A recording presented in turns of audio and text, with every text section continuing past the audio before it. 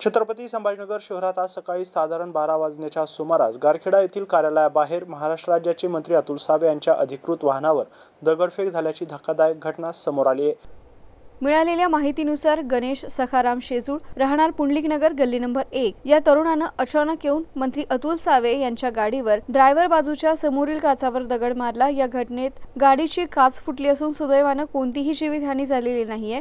तर हा व्यक्ती मनोरुग्ण असून 2010 पासून त्याच्यावर उपचार सुरू आहेत। तो नेहमीच मंत्री अतुल सावे यांच्या कार्यालयात येत असतो आणि उपचारासाठी आर्थिक मदतीची मागणी करत असतो। आज देखील त्यानं पैशांची मागणी केली होती। मंत्री अतुल सावे यांनी त्याला पैसे दिले, मात्र रक्कम कमी मिळाली। या कारणावरून त्याने संतापून दगडफेक केली अशी माहिती पोलिसांनी दिली आहे। या प्रकरणात गणेश शेजूळ याला पोलिसांनी ताब्यात घेतलं असून गुन्हा दाखल करण्याची प्रक्रिया सुरू आहे।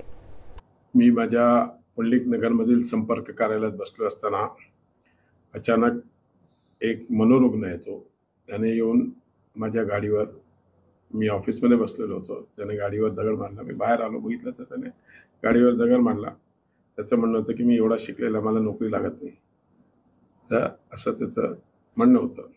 पोलीसवाल्यांनी नंतर येऊन त्याला ताब्यात घेऊन गेले पोलीस स्टेशन।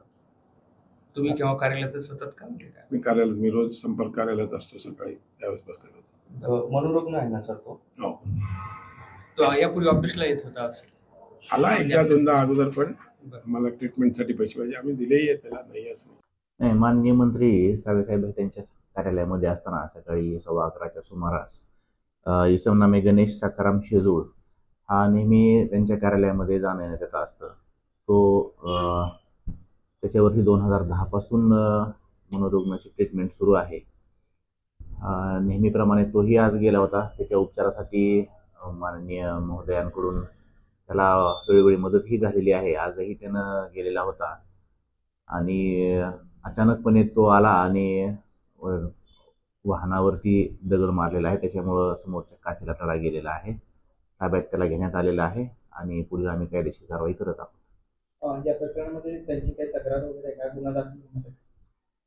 आम्ही त्याच्यामध्ये कायदेशीर कारवाई करून गुन्हा दाखल करण्याची प्रक्रिया सुरू आहे। तरी मनोरुग्ण असला तरी त्याचा काय उद्देश होता या दृष्टीने काही तपास वगैरे? अचानक त्याने येऊन दगड मारलेला आहे। बाकी इतर आम्ही त्याच्यामध्ये सविस्तर चौकशी करून पुढील कारवाई करीत आहोत। तो जो ताब्यात घेतलेला व्यक्ती त्याचा काही गुन्हेगारी पार्श्वभूमी आहे?